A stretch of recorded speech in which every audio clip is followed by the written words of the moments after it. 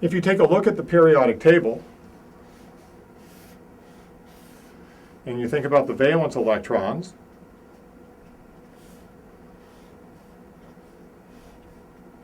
in the main groups,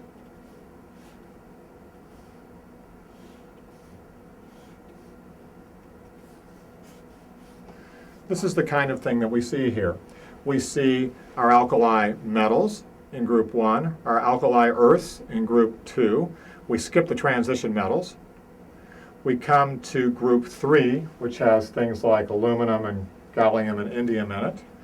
And then we skip the carbon and the silicon, and we jump over here and we take a look at the anions.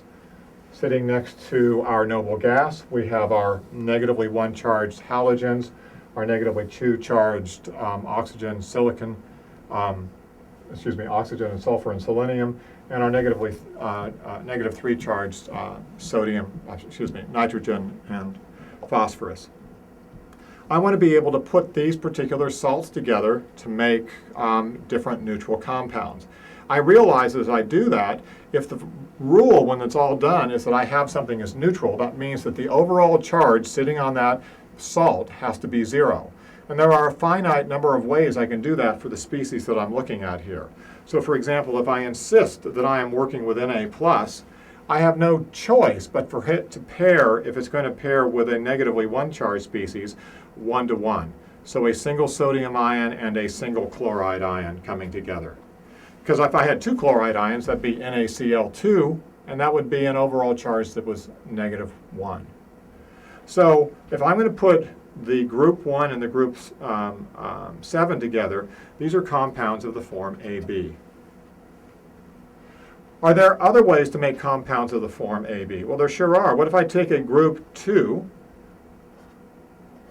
calcium ion and put it together with a group 6 anion, like oxide? There you go. This is NaCl for this one. This is CaO for this one. That's also of the form AB. What about if I took a +3 and a -3 and put them together? Suppose I took an aluminum and a nitride, and I put them together to make AlN. These are 3 examples of salts in which stoichiometrically I have a 1-to-1 ratio of the cation to the anion. But that's not the only way I can look at these. I can decide to mix and match them in a more unbalanced sort of way where I balance the charge with the number of atoms that are present. So compounds of the form AB2 might be formed if I took, say, 2 alkali metal ions and 1 oxygen and put them together. Or if I took 2 fluorides and 1 calcium and put them together. So compounds of the form AB2 might be things like CaF2 or things like Li2O. Notice that in these cases here, just like what I have up here, it's neutral, but I've used the stoichiometry to let me balance the overall charge that exists. But these are salts of the form AB2 as opposed to the form AB. What other kinds of salts can I imagine? I can imagine having salts of the form AB3, 3 of these with 1 of these, 1 of these with 3 of these. So for example, Na3N or AlCl3. Nice, simple form for a salt of the form AB3.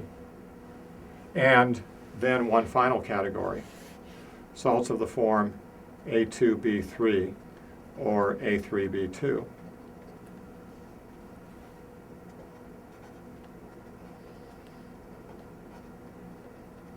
And if I wanted to make this combination, I take 3 of these +2 charges and 2 of these -3 charges, or 2 of these +3 charges and 3 of these -2 charges, and they balance out.